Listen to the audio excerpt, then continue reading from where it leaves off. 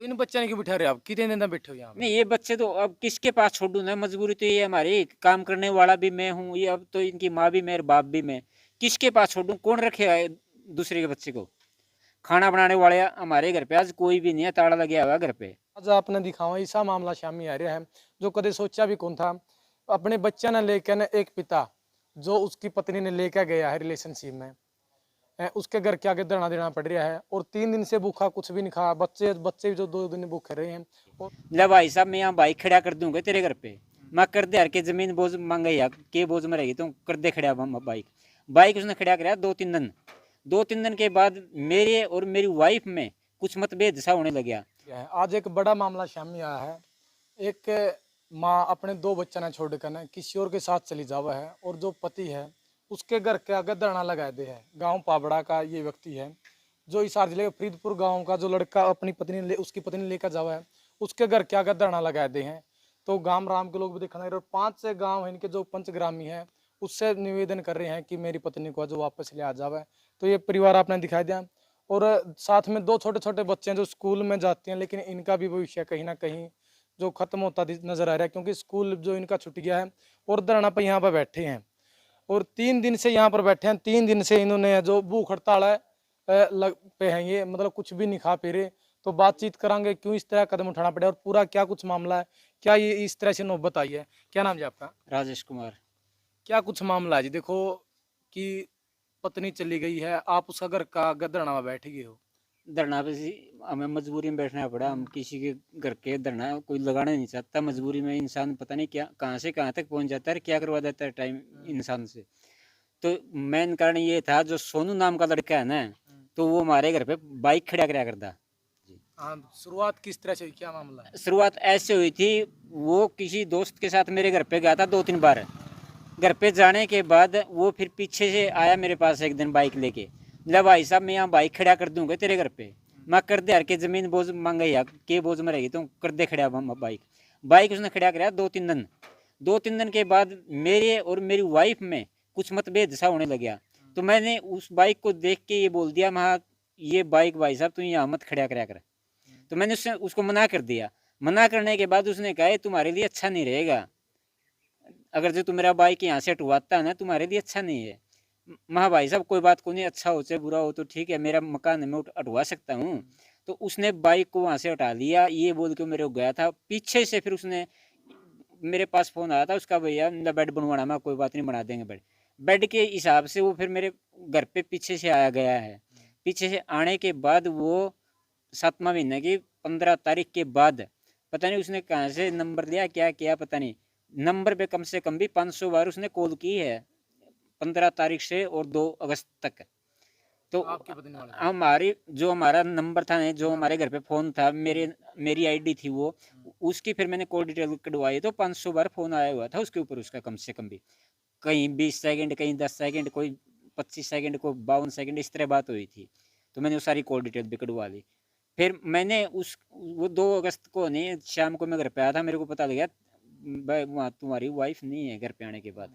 तो मैंने बच्चों से या पड़ोस वालों से संपर्क किया ना, पड़ोस वालों ने ये कहा हमने नहीं देखा उसको। तो एक गुड़िया ने बताया, दादाजी मेरी दादी तो इस तरफ चले गई। और ये बच्चे कहाँ थे उस टाइम? ये बच्चे तो स्कूल में गए हुए थे, ये गुड़िया घर पे नहीं थी, बाहर खेलने के लिए जा रही थी। तो ये लड़का है जिस तरह मतलब बाहर खड़ा हुआ है, मेरे को तो सबसे पहले तो ये लड़का मिला था। जो मिला, पापा मेरी मम्मी, माँ बेटा घर पे नहीं है। ला घर पे नहीं है, ये 2:30 बजे स्कूल में से आया था, उस टाइम की घर पे नहीं थी उसकी मम्मी। तो इन बच्चे ने क्यों बिठा रहे हो आप? कितने दिन तक बैठे हो यहाँ पे? नहीं, ये बच्चे तो अब किसके पास छोड़ू ना, मजबूरी तो ये हमारी, काम करने वाला भी मैं हूँ, ये अब तो इनकी माँ भी मैं और बाप भी मैं। किसके पास छोड़ू, कौन रखेगा दूसरे के बच्चे को? आज कोई किसी का भाईचारा नहीं है। कोई ये कहता है कि तेरे भाई के पास छोड़ दे, या मेरी माँ है जो बुजुर्ग है वो भाई के पास रह रही है। खाना बनाने वाले हमारे घर पे आज कोई भी नहीं है, ताला लगा हुआ है घर पे। तो इन बच्चों को मैं अकेला छोड़ दूँ, वहाँ पे गेट खोलने वाला भी नहीं है, कोई चाय देने वाला भी नहीं इनको।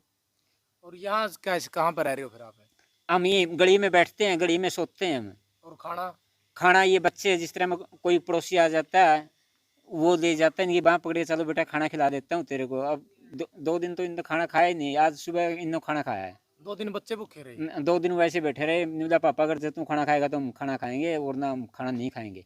फिर मैंने इनको धमकाया, गांव वालों ने भी कहा इनको, तब जाके इन्हें खाना खाया है। तो आप कब तक नहीं खा रहे खाना? जब तक हमारा ये जो पांचों गांव है निर्णय नहीं लेंगे या प्रशासन हमको पूरी संतुष्टि नहीं दिलाएगा, तब तक हम खाना नहीं खाएंगे, चाहे हमारे प्राण पूरे हो जाए यहाँ पे।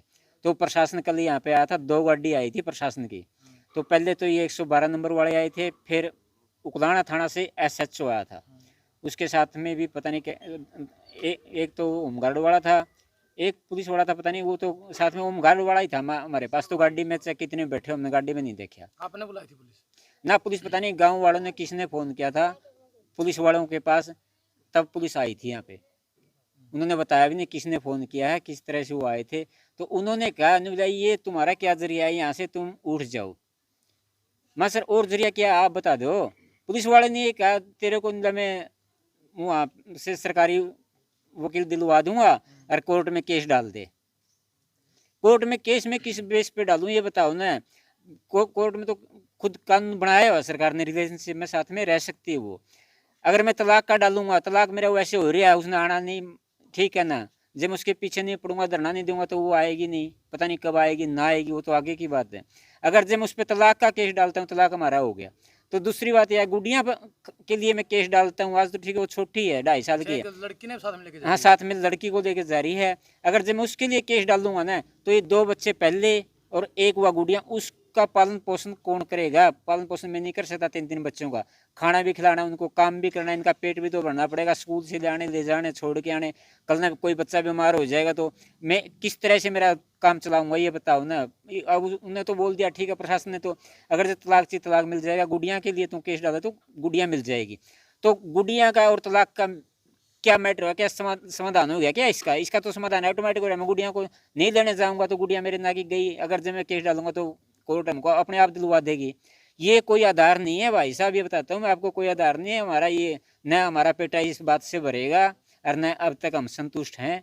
जो हमारा अच्छी तरह से संतुष्ट हमको करेगा लड़की के बारे में आगे से। अब तो लड़की कल 18 साल की भी होगी, शादी भी होगी, कल उसको गाँव वाले या पड़ोस वाले क्या ताना देंगे, तेरी माँ भी भाग के आई थी और तुम भी भाग के आई थी। कल ये भी वो पीछे बोल रहे पीछे वाले ने तुम्हारा क्या बिगाड़ दिया। ठीक है, हमारा कुछ नहीं बिगाड़ा पीछे वाले ने, पता नहीं कब किसका क्या बिगड़ सकता है। जे हमारा नहीं बिगड़ा तो अब तुम्हारा कुछ नहीं बिगड़ा क्या, जो मेरी लड़की को और मेरी वाइफ को भगा के ले गया है। तलाक देने के लिए सहमत है क्या वो मना करी तलाक देने से, वो लड़का नहीं दबाव डालता है, पता नहीं किस तरह से दबाव डालता है। वो कहता है तलाक दिलवा के तेरे को छोड़ दूंगा, पता नहीं उसने क्या तो उसको चबाएगा क्या खिलाएगा, हमको मालूम नहीं इस बात के बारे में। न हमारी बीवी का कभी फ़ोन आया, मैंने उस लड़के के पास फ़ोन किया था उसके नंबर से, महा मेरी लड़की से तुम बात करवा दो, उसने मना कर दिया। नहीं बोला मैं इस लड़की से बात नहीं करवाऊंगा। मैं क्यों नहीं करवाऊंगा, तेरे मेरी घरवाली से ही रिलेशनशिप में रह रहा, तो मेरी लड़की से नहीं रह रहा। तो गुस्सा तो इतना बहुत ज़्यादा गुस्सा है, ये गुस्सा तब शांत होगा हमें न्याय मिलेगा। अभी आप उनके घर के सामने धरना लगा के बैठे हो, घर में कौन कौन है उनका अभी परिवार के यहाँ गाँव में? परिवार पूरा परिवार में पूरा टब्बर है गाँव का, गाँव में यहाँ पे। अभी उनके घर पे है कोई? उनके घर का मेरे को नहीं पता, घर पे है ना है न, मैं उनके घर में गया हूँ। ठीक है, इस गली बीड़ी गली में यहाँ पे कोई 100 कदम भी नहीं है, 50 कदम पे मकान है उनका। जब आपके घर पर बाइक खड़ा करने जा रहे थे, दोस्ती के तौर पर आ करता, दोस्ती के तौर क्या पर वही दोस्ती के कारण ये सब होया है? सिर्फ दोस्ती करना आया करता और मन में उसको भाई समझा करता। मैं कोई बात नहीं भाई साहब, गुआंढ के भाई हैं हमारे, एक ही गांव है पावड़ा और फरीदपुर।